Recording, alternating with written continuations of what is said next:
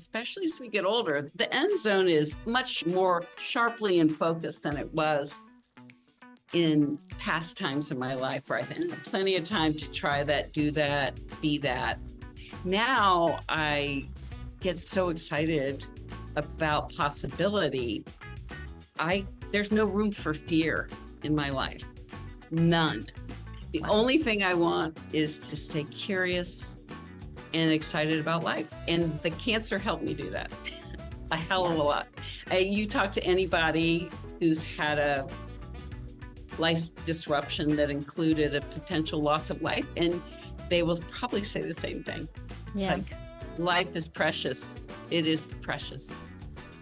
Hello, you are listening to the Late Bloomer Living podcast. I'm Yvonne Marchese, your host, and I'm so happy you're here.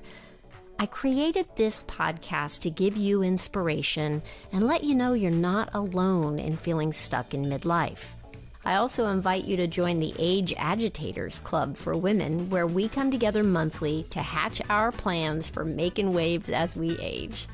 Being part of this community for women will remind you on a regular basis that you're not too old, and it's never too late to do that thing you've been thinking about. You can find more information at latebloomerliving.com/community, and I hope to see you there. Hello, my friend. Oh my goodness, I am so excited for our guest today. She is the last guest for season 4.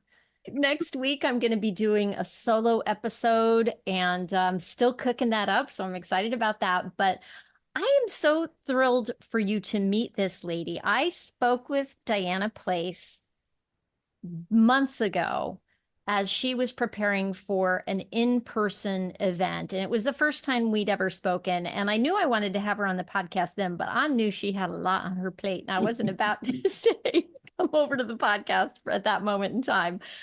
But today she's here, and I feel like this is a really appropriate way to start wrapping up this season 4. Diana is somebody who brings people together. She's a cancer survivor, is part of her story. She is somebody who has reinvented herself, and she's done it in a couple of different ways, and I can't wait for you to hear about that. She is the founder of the 333 Collective, Third Act Quest, and the event that she hosted this spring was called Quest. It was in Rhode Island. I did not get to go. I'm just saying. I had major FOMO because I really wanted to go, and timing-wise, it was not meant to be, but I am going to get took us there next year. And Diana, thank you for being here. I'm so excited. Oh, Yvonne, thank you so much for having me. I'm just thrilled to reconnect with you. Me too. Me too. Wow. Where do we start with your story?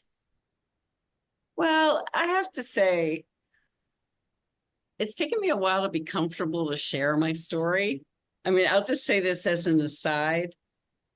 I finally realized it's important for me, not just personally, but because I think I've got some good ones. But the real, I had an annual series called Third Act Stories around women who had embraced and chased something new in their lives after 50. And I saw that as emblematic of something that we need in this world, so that people, I want to say, in some cases wake up, but mostly embrace possibility instead of fear aging. So I said, my mission is to reframe aging.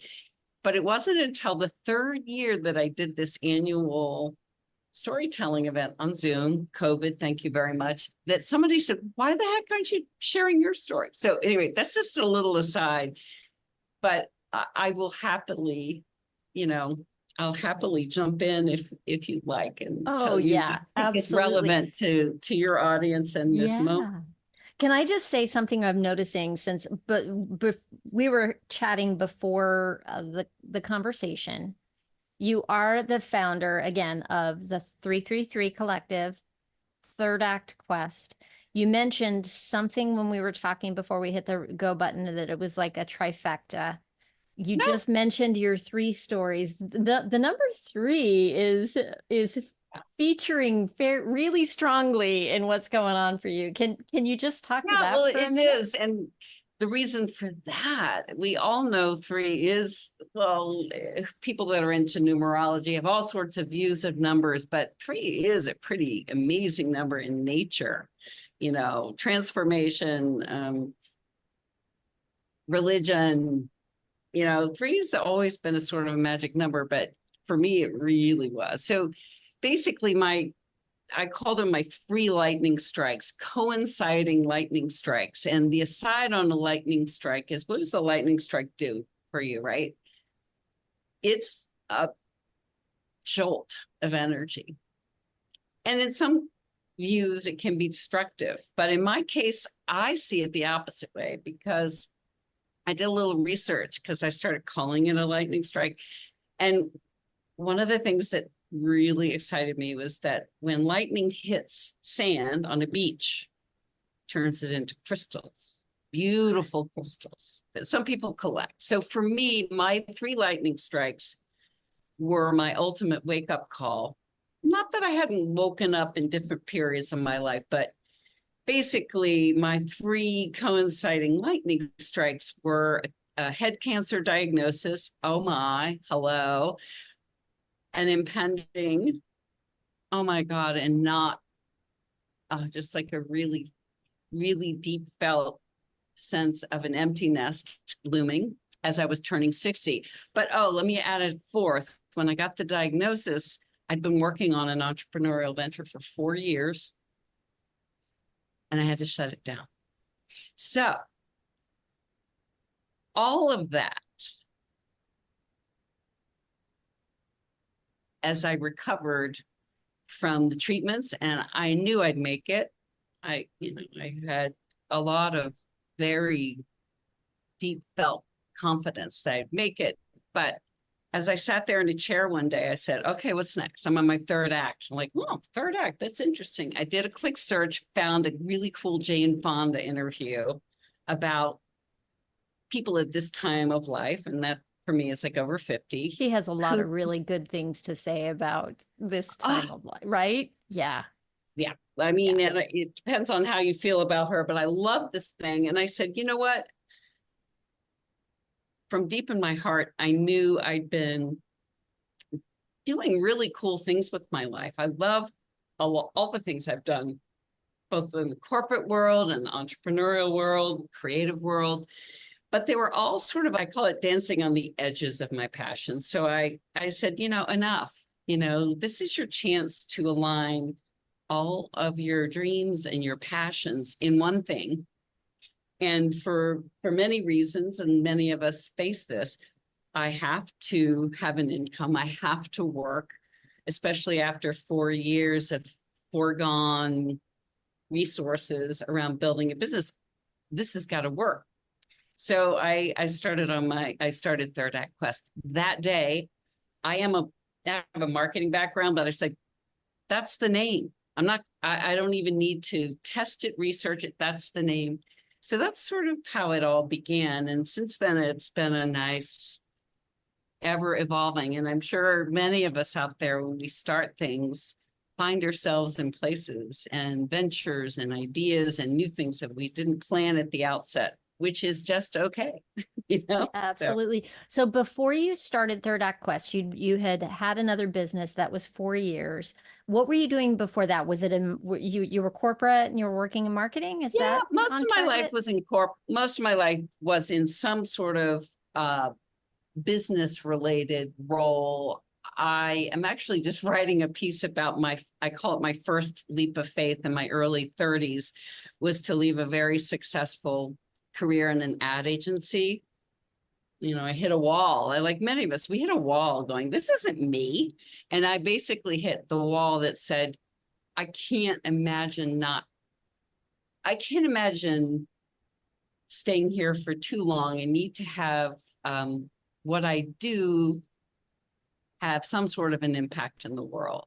And so I started a cause marketing business coming out of that. So I worked with a lot of nonprofits. And then, as I say, I became a nonprofit because I gave away my services to too many nonprofits. And then I ended up going back in the corporate world, and I was blessed by the most extraordinary opportunity to work at America Online when I didn't even know what the internet was. A friend had gone there. She referred me for a job. Didn't have an email account. Next thing you know, I'm on this Wow. wild ride. I took a 50% pay cut because this thing might change the world. And it did. And Wow. for the short term, it was just beautiful. And then it became crazy, as many of us witnessed with a lot of the way the tech industry went. It was crazy. Would But that have been in the late 90s that you yeah, were doing that? Yeah, yeah, yeah, yeah. yeah. So the tech boom was happening. And then were you still with AOL when everything at the, after, the turn of the century? I'll say, oh Oh, my gosh, I yes. hate Well, saying the turn of the century, but the turn of the it is. century. Well, I was there from 1996 Uh-huh. to 2006. So Yeah, wow. I was a wild ride. I would never change it for the world, but it gave me great perspective on how I wanted to be in the world. I led 7 offices in the interactive marketing group, and I had like $4 billion of revenue under me from companies that were trying to figure out how to use the internet, right? And like I remember sitting with It the was the CEO Wild of West, Charles man. Schwab saying, well, this is how you should do. So it was very new stuff. I am not Yeah. a tech person. Um, but then it became like many things. It not only did it get ruled by profit and Wall Street and political nightmares with the merger with Time Warner, but it also became a place where the people that were working with me alongside me, instead of being collaborators, were backstabbers and all the Oh. things that happen in a crazy environment where, anyway, lots of change, but it was an amazing experience. And what did you do when you left AOL? I had a baby at 41. I call her my last and perfect egg. And we moved to New Hampshire, where I, for a short bit of time, decided it was going to be a mom. And and I loved every moment of it. However, as many people that work and are passionate about their work, I started slowly but surely adding things in entrepreneurial ventures. And as I mentioned to you before, we share a love of visual storytelling in the arts. So I had a photography business for a number of years. I started the startup that I started was called the Global Design Post, and it was around aligning designers, not to teach them design, but I had an idea, and we were crafting an idea for a platform to aid creatives to run a business. So it was like B school for designers. Wow. And it was fabulous. My partner it was really her vision that I was helping bringing to the world. But again, I loved it, but it wasn't right aligned with my passions. So sad that we shut it down, but I am over the moon now with where I'm moving and exploring and doing Yeah. now. And the cancer diagnosis that came in around the same time that you were facing an empty nest coming at Oh you. yeah. Oh yeah. Is that about the right timing? It wasn't that exact year, but I had a almost 16-year-old who was going to be leaving the next year. And I have to say, all of us who are blessed to be mothers, especially me, because it wasn't easy Mhm. to become pregnant. But I, I remember I got the diagnosis, not a good one, a very rare and very aggressive head cancer. I'm like, I left the office, and the only thing I did was call a therapist to help me figure out how to tell my daughter. It's like, Wow. sorry, she needs a mom, but I don't want to scare the Jesus out of her. Right. So but it was an amazing journey of discovery for me over the course of what was a pretty rough, 8 to 9 months. But oh my gosh, yeah, there you go. Yeah. Wow. Wow. Wow. Wow. So with the whole cancer experience, I mean, I'm imagining the chemo and the whole thing. Was it the whole course of treatments? Well, let me just say what I want to add to it is this belief I have that I'm betting you have as well, which is that mind body medicine or mind body is important to me. I believe in it. Mm-hmm. And I mean, when my oncologists first were showing me the pictures, they were like, there was the radiation oncologist, there was a surgeon, and there was a chemo oncologist. They decided not to do it surgically and to do it with radiation and chemo. And they were telling me all the blah, blah, blah, and all this special, I had to have special proton and then photon radiate. I just said, look, you guys do your thing. I'm going to do my thing. And they looked at me and they said, what are you going to do? I said, it's going to tell it to go away. It doesn't need to be in there any longer. It has delivered its message. So I chose a road, but I also had so many miracles occur for me along the way. And the most profound was a woman that had been a recent addition to my life and actually part of the inspiration for Third Act Quest. Her name is Marcia. She's now 82. At the time, she was in her late 70s. And I was blown away by her energy and her philosophy of life and her engagement and her success in everything she touched, but her just beauty as a human.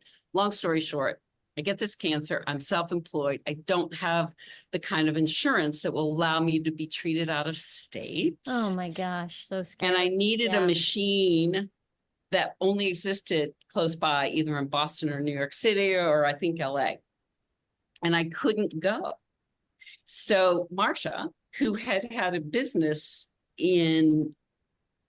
as a insurance broker for large institutions, knew the head of my insurance company, raised up my case to the head of the company and got me an exception to be treated out of state for what is anybody who's been treated for anything is a huge, huge expense. That's And I later incredible. learned from him that this was the first exception they'd given to an adult in 20 years. So not only was that miraculous exception to be able to cover the resource, cover the finances behind my treatment, but there were all sorts of miracles that lined up for me. I want to hear all about the miracles. Tell me Okay. about them. Okay.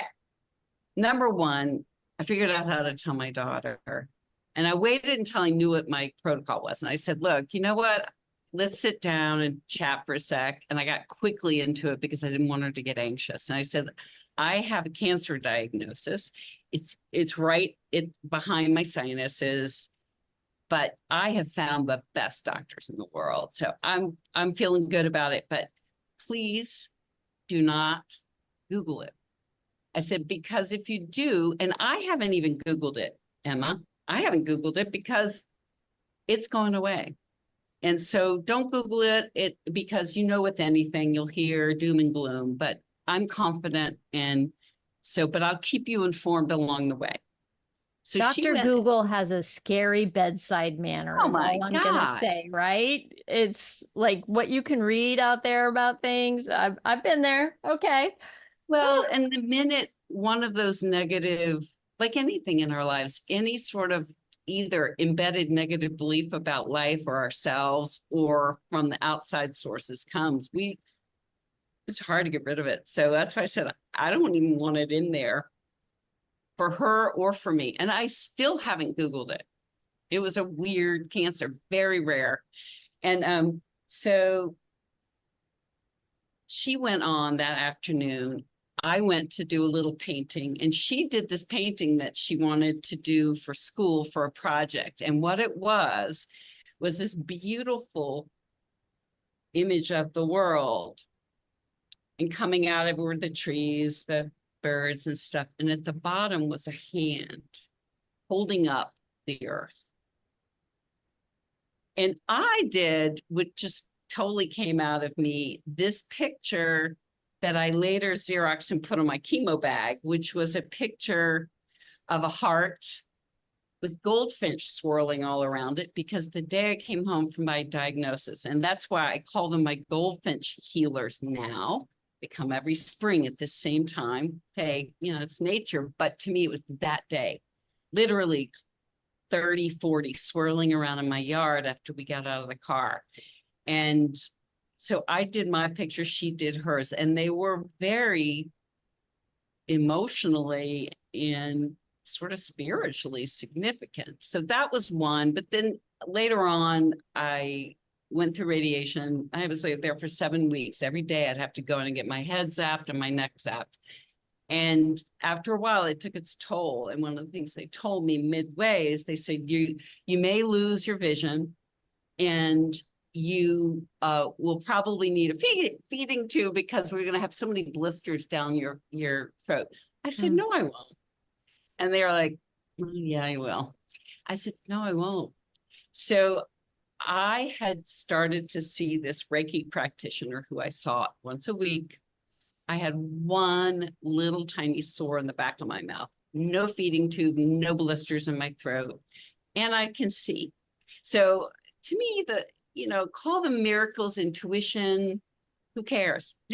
It was really wonderful. I had some bad bouts with doctors, including the one who misdiagnosed or didn't send me to a specialist for 3 months while the tumor grew. As I think I might have shared with you earlier, when I told him my eyes were crossing when I cast to the left, he told me to do eye exercises because I was almost 60. So I was like, really? Oh, no. Okay, so I want to call attention to this because this is really important.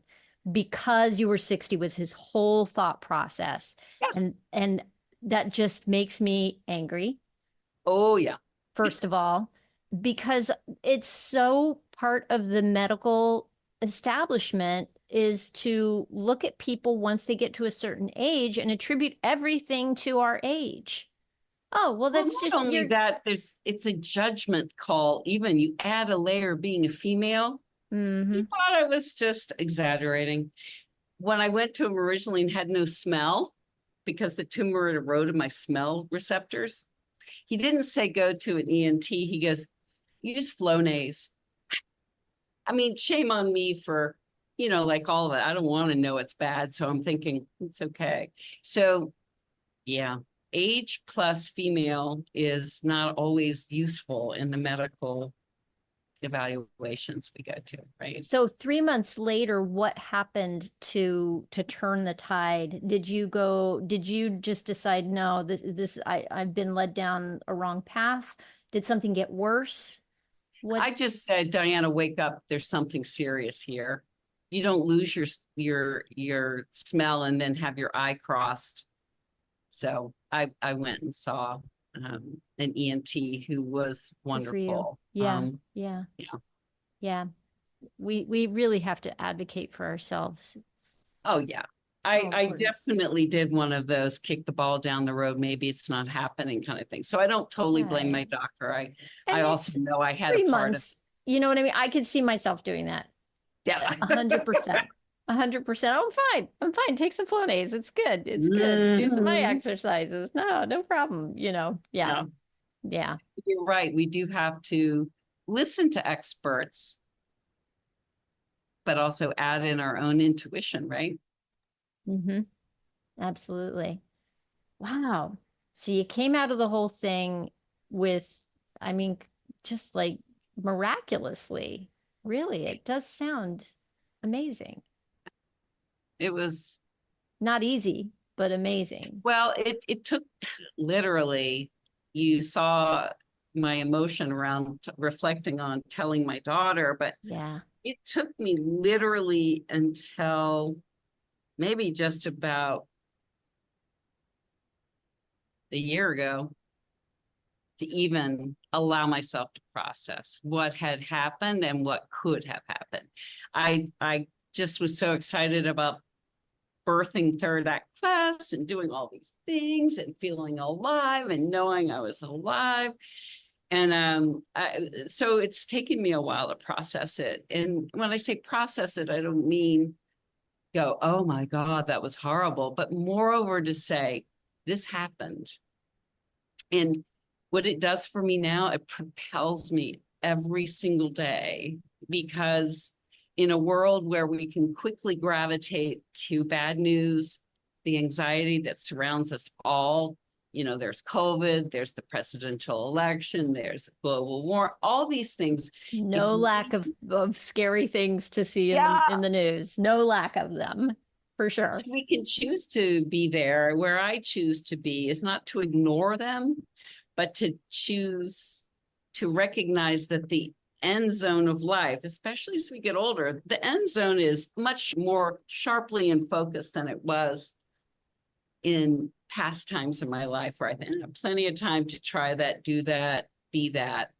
Now I get so excited about possibility. There's no room for fear in my life. None. The only thing I want is to stay curious and excited about life. And the cancer helped me do that a hell of a lot. You talk to anybody who's had a life disruption that included a potential loss of life, and they will probably say the same thing. It's like, life is precious. It is precious. Hey, we're going to take a quick break here so I can tell you about an awesome resource that I think you're going to love. Here's the thing. We are always works in progress. Do you find yourself wondering, what do I want to be when I grow up? If so, then I think you're going to want to subscribe to We're All Getting Older, which is a weekly newsletter written by Lou Blazer that's all about continuing to grow and get better in the second half of our lives. We're All Getting Older is a sponsor for this podcast, and I'll tell you, I get so much benefit from reading Lou's newsletter every week, and I think you will too. She writes the newsletter for midlifers who believe in getting better as we get older and making the most of life's second half. So if you want to subscribe to that, it is on Substack, and you can easily find a link to subscribe at loublazer.com. That's LOUBLASER.com. And now back to our regularly scheduled programming. I really want to know what happened to make you go, third act quest. What happened to like push you to go, okay, that's the name of my business. This is what I'm going to do with my business. What was your goal for the business to begin with?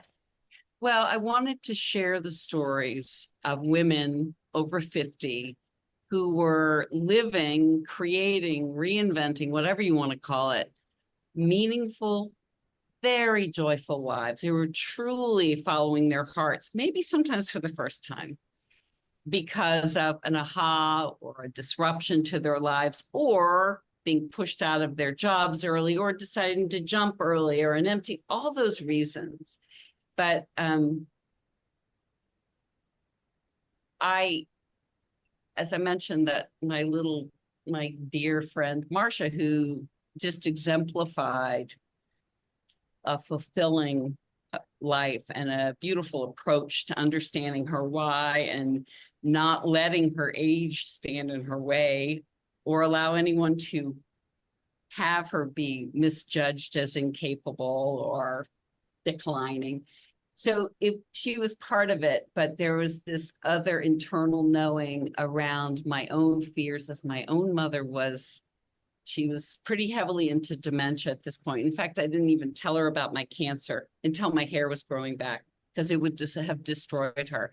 But my mother, as in comparison with my grandmother, were the other instigation, because my mother was pretty severely depressed when I was a kid, and really never, I thought, fulfilled anything for herself. She was a wonderful wife and mother, but but even in that was always sad and Mm, disconnected. mm. My grandmother, the opposite. She's in her 70s, traveling all over the place, doesn't have that much money, but she did what she wanted to do. She painted like 80 paintings. She worked most of her life, so she was just the bookend to this. And so I said, I don't want any woman to face aging like my mom did. I want as many as possible to face it like my grandma did, as will I. And so that's where it all came to. I started it.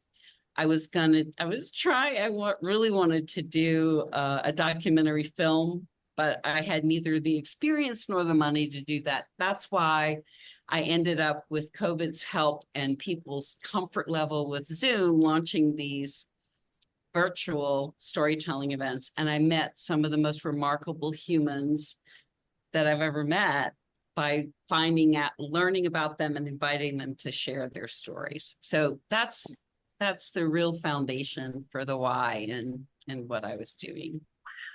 Oh my gosh. I feel like I feel like we're like, we have so many strings tying us Mm. together, Diana. It's crazy. Like there's so much similarity between us, between photography and the reason we're doing what we're doing. And I too have like little dreams of doing documentary films, and Well, do one with it's me. I know, right? Maybe this is maybe hey, maybe talking about the birth of something here. Speaking of which, I mean, you and I have another common connection, Melissa Davy, and Oh man. wow, right? Talk She has about a been blessing in everybody's lives. She was one of the storytellers in my first or my second event. That's how we got to know each other. really very what a cool lady, and she's been on the podcast, and She's she's going to be on amazing. again because she's got her new film coming out. She's going to be one of my first guests in the fall. Good, good. And I know that she was an integral part of the Quest She gathering was. that She you was. pulled together. And I mean, just she's such a total inspiration for me to, You know her story. Obviously, you interviewed her, but yeah, the line I love more than anything is after she really rediscovered her passion for making films, came back to her office and said, I don't want to die at my desk, and left her job and did it. And yeah, now, so she actually, too, the other thing that I love about her is that, and she gave me the biggest honor of the world, because when 333 was born, there were a certain number of women that were really into this idea that we really needed the kind of connection we're having. We're finding these threads that bind us, some of them circumstantial or experiential around, maybe it's cancer or photography.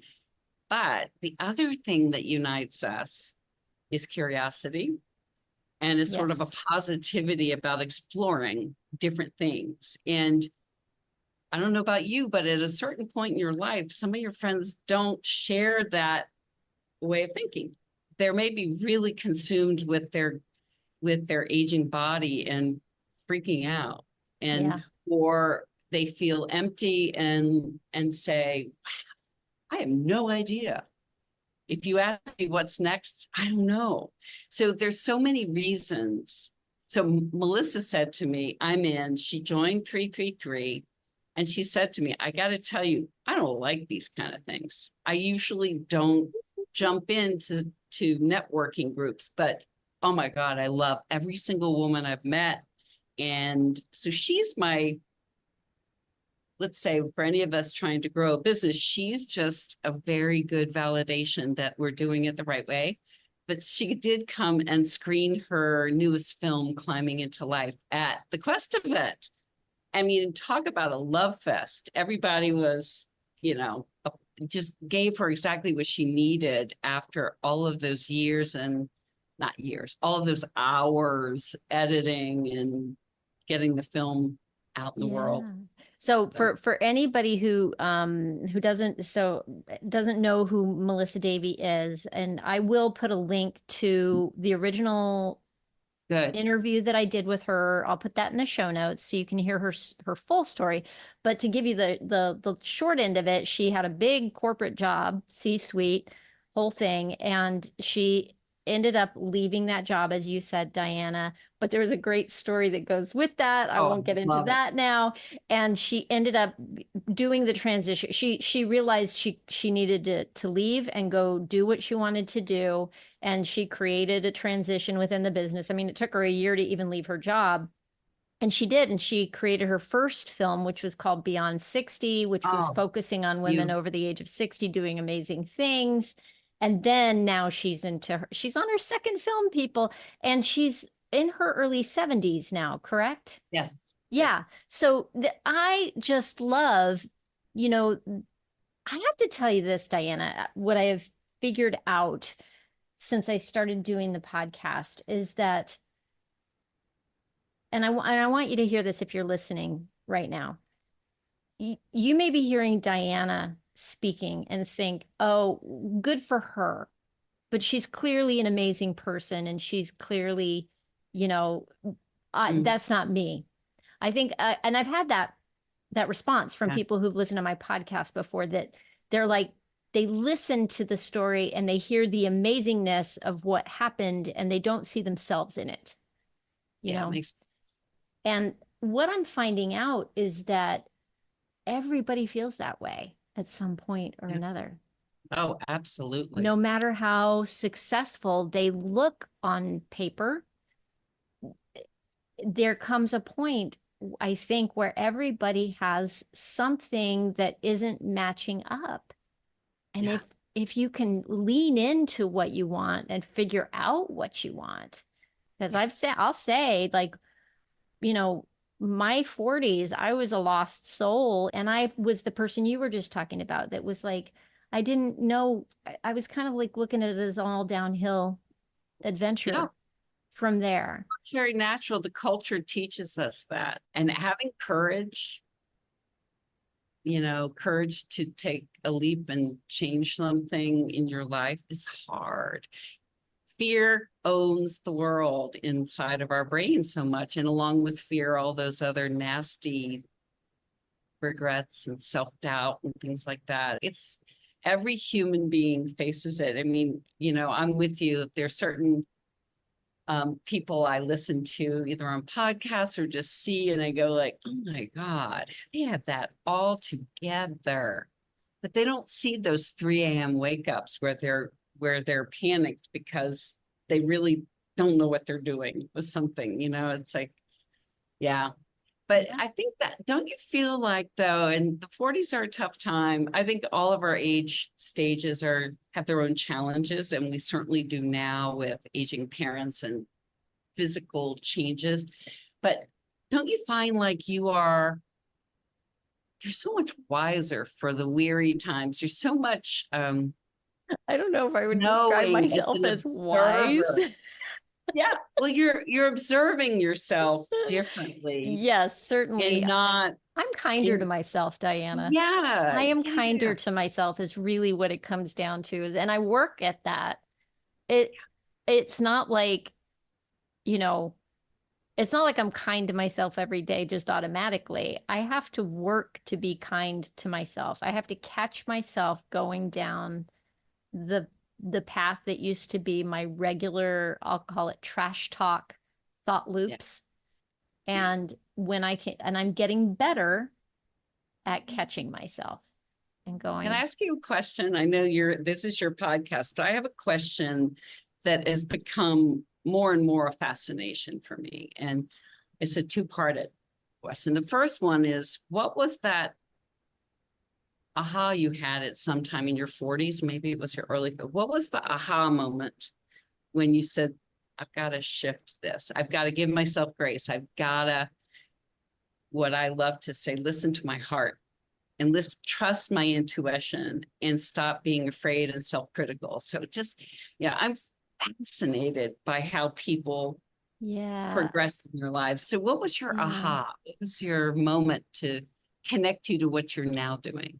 It was not an overnight aha. I will tell you what the I had an aha moment that said, "Girl, you need to figure something out and something needs to change." That was an aha. And that aha moment was a morning when I had, I was big into hitting the snooze button in my Yeah. 40s. I was in a job, I was at a job that was not a good match for me. It was a nowhere job for me. And I would hit the snooze button because I just didn't want to face it. I had the photography business going as a side gig. And so Mm. I was up late every night editing photos after the kids were in bed. My kids were younger at this point. And, you know, I would get up every morning and then it was like instantly putting out fires of go, go, go. Yeah. The stress was like instant. And my kids were little and they were slow moving and I found myself yelling at my son one No. morning to get your lunch bag, get your backpack, let's go, we're late, let's go. And I'm yelling at him. And by the time we got down to the car, I looked in the rearview mirror and he was crying. Oh, And it broke my heart. oh, And I was probably 48 when this happened, thereabouts. That's kind of what the number in my head. And I was like, I am almost 50. What is wrong with me? I'm having an adult temper tantrum. I'm yelling at my kid, and I'm part of the problem. I knew I was part of the problem. I got up late. They got, yeah. and then I expect my kids to have it together to get themselves ready, and no. So I was like, what is wrong with me? Why does everybody else seem to have this adulting thing figured out and I don't? What is Mm. wrong with me? And so it was just uh, a hard stop moment of I need to figure something out. I don't know what, but I need to figure something out. And I found Mel Robbins' book, The 5 Second Rule. My husband suggested it to me. And she was talking about drinking at night, which was like a nightly drink for me, not like to the point of being drunk or anything like that. It was just we'd always have a drink at night. Um, it was hitting the snooze button in the morning that she talked about. It was all, and I was like, oh wow, like I feel like I'm listening to Nailed my it. own story. Nailed it exactly. And so I decided to try the 5 second rule, but the main thing I did was stop using my snooze button. I did what she recommended, which is to take my alarm clock and put it across the room. And I decided beyond that, I was like, you know what? I am going to get up in the morning every morning for 30 days. And I'm just going to, I keep meaning and saying I want to be a regular meditator, but I'm not. I keep Yeah. saying I do yoga, but I do yoga maybe once a week, maybe every couple of weeks. I was not in great shape. So I was like, okay, 30-day experiment. I loved my challenges. I love my 30-day challenges, I guess. Well, it Now, does sometimes it takes habituation to embed it. right. I thought, well, let's change a habit. Let's see what happens, you know? Hmm. And so I started getting up before the family every day and I meditated and I did some journaling and I moved my body every day. And I, funny enough, started feeling better. And it wasn't easy. I mean, but having the alarm across the room was key. I will say that for anybody who's a snoozer. Um, and after a couple of weeks, I was like, I feel better. I feel I had more energy. I couldn't believe how much better I felt. And then about a month in, my kiddo said, I went to wake him up one morning and they didn't know what I was doing. And he said, you seem happier, Mom, No. first thing in the morning. And that was everything that I needed to know I was on the right track. Oh The man. next aha moment, so this is, a little further down the line, is when I started realizing how much happier I really was. And I was feeling hopeful suddenly about my next 20 or 30 years. I started really thinking about my future and what could I do? What might I do? I started getting curious, right? You were talking about Yeah. curiosity. Yeah. Yeah. And that bit of curiosity and hope was like, oh, wow, I've been hopeless about my future. I've been telling myself it was all downhill. I'm falling apart. lose my keys, set aside my phone. It's a senior moment, all the things. Oh man. And I We realized that, internalize all of the ageist views. Yeah, they're out there in the media, or the lack of elderly women or older women in the media, but it really is internally that we have to fight first to stop being ageist ourselves. yeah, it's like a multi-pronged approach, I think needs to happen. Like there's so many people like Ashton Applewhite doing great work, and Mhm. so many people whose names I could mention, who are working to systemically say, hey, ageism, let's change the conversation, right? But what I'm trying to tell people is you got to get in here in this noggin of yours and Mhm. notice your internalized ageism and start catching yourself. Because if you Yes. listen to any conversation, you probably notice this now. Every conversation I'm ever at where there's a gathering of people my age and older, everybody's talking about, they're talking about old like it's just, oh, well, just old. It's awful. Everything's terrible. Everything's falling apart. This is just the way it is. I will tell you something from our Quest event that you would have loved. I had a panel of intergenerational women, and I called it the magic of intergenerational connection. But what I had was a woman in her 80s and a woman in her 50s. And one pair was Sky Bergman, who you probably also I love. love Sky. Yes, she's been on the podcast. Yeah, Yeah. her lives well lived has made a significant impact in changing people's perception of what happens as you go. But it was with her mother. So her mother was there, and her mother was sharing about a book she's written. Okay, and so hello, in her 50s, she met, I think it was her 50s, she met her second husband. He built a sailboat and they sailed around the world in their 50s and early 60s. I mean, she's an adventurous woman, but she's writing a book, which is why I bring it up. Life is a self-fulfilling prophecy. So if you talk doom and gloom, that's what you get. It's like we can't expect to have a beautiful life when we're victims, or we complain, or we only note the problems in the world. The people that look at you probably and say, oh my, well, they do to me, I know, and I don't care at this point anymore. I used to worry about it, but people used to think, oh, you're such a Pollyanna, everything's so possibility. And I'm like, Yes, I this. get that a lot. Hmm. And And you're I'm like, not. I'm just going to say, people, I am not. I am not a Pollyanna. My husband knows I am not a Pollyanna. But I am a naturally optimistic person. I will say that. well, why would you not try to be, even if you aren't naturally? I mean, because you have two choices of ways to live life, right? And they're two very distinct polar choices. And whatever you think, Yeah, you're right.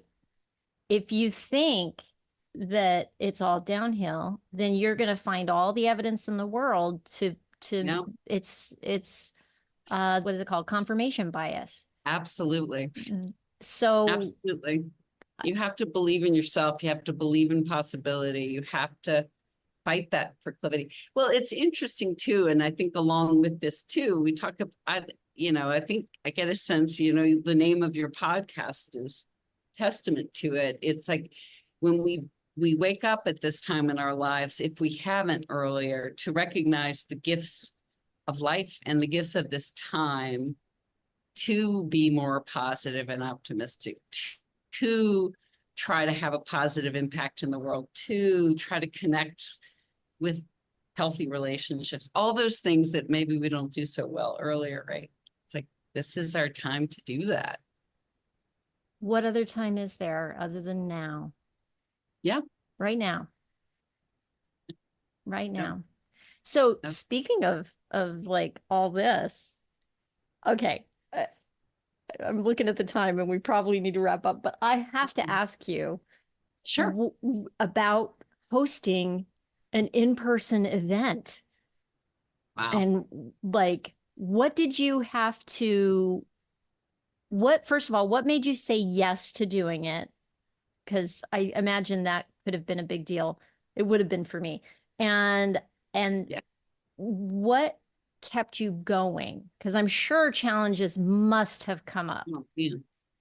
All of the above. I will say, and it's like I put, you can see, this is a picture of the group of women that took a leap of faith to come join me last May. Okay, what I would love for you to do is send me that photo so that I Okay. can put it in the show notes later so people can go and look at it. But what's happening here is that on the Zoom call with me and Diana, she's got a background on her Zoom that is a photo of all these women who gathered in Rhode Island for this big event. And there's a lot of them, and they're filling a pier, and there's gorgeous blue water behind them and blue sky. And there is a whole lot of joy coming out of that photo. I just want to say, so she ducked herself out of the Zoom camera there for a second so that I could see the women in the photo. So I just wanted to paint that picture for you listening.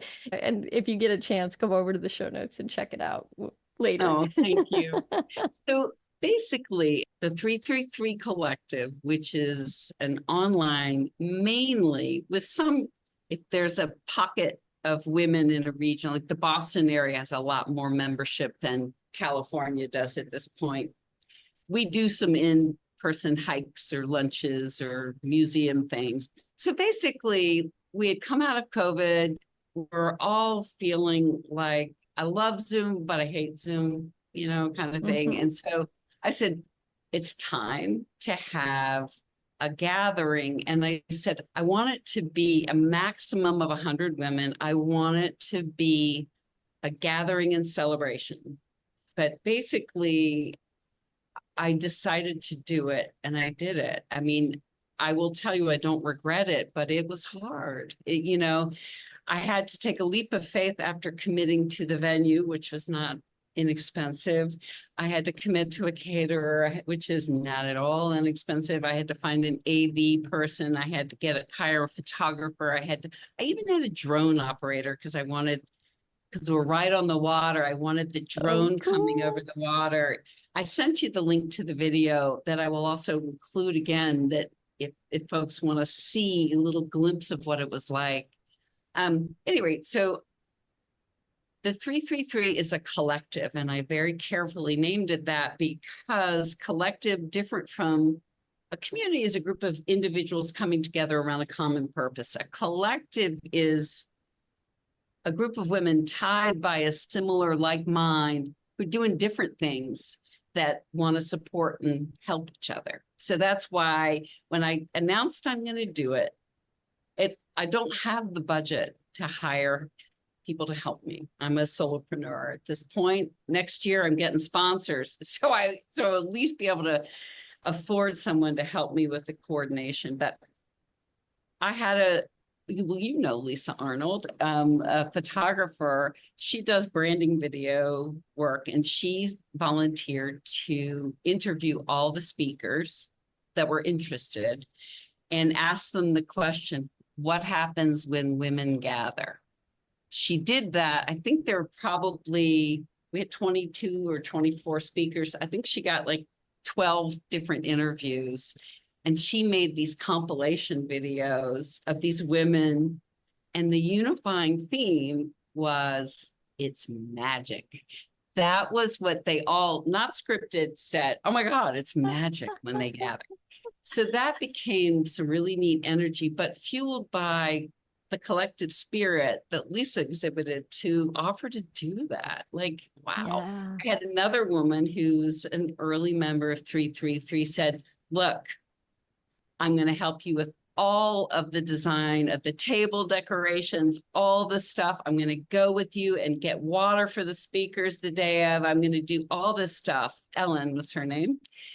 And I'm like, okay. So it wasn't all me, though I did become a laptop potato for 8 months because that's really all I did.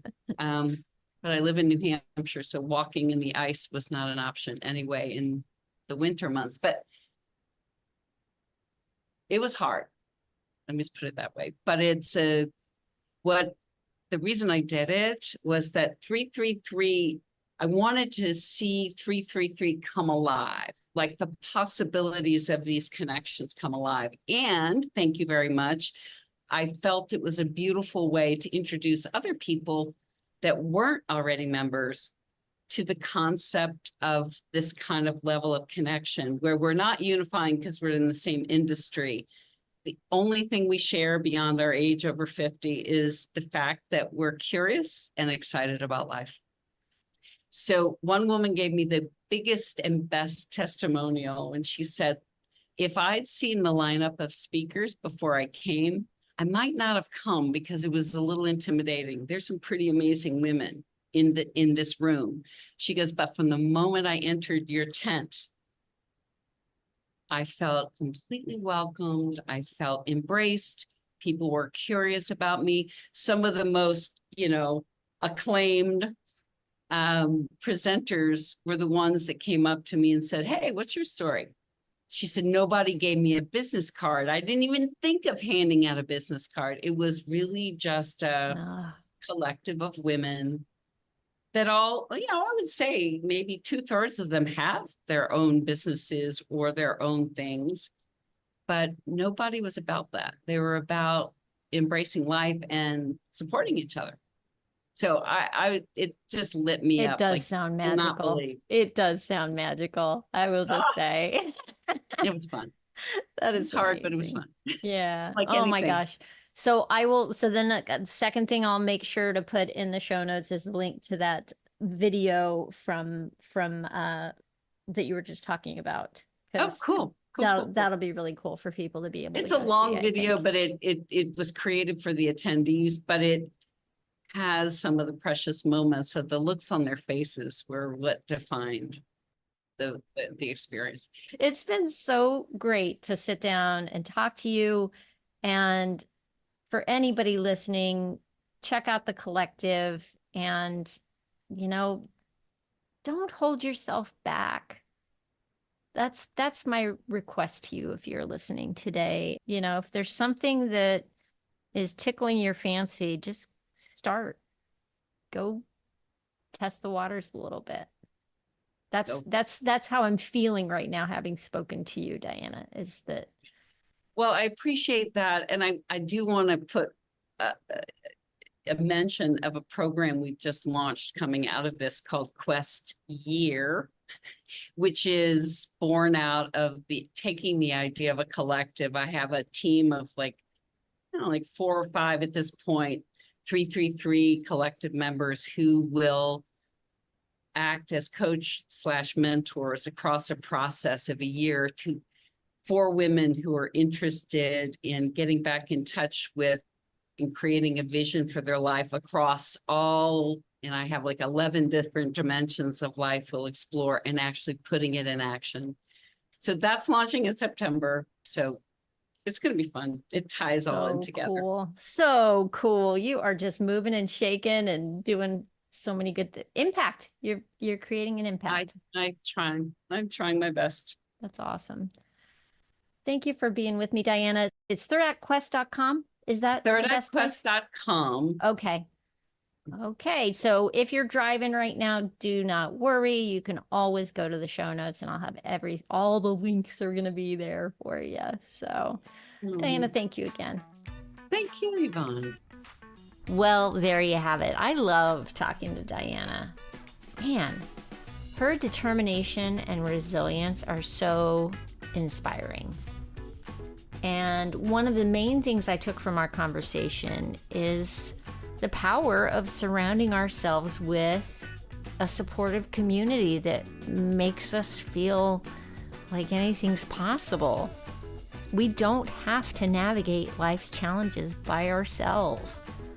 If you want more information about Diana Place or the 333 Collective, you can find a link to her website in the show notes. Just go to latebloomerliving.com and look for episode 196. Thank you so much for listening. I hope you have a fantastic week. Keep on blooming, my friend. We'll talk soon.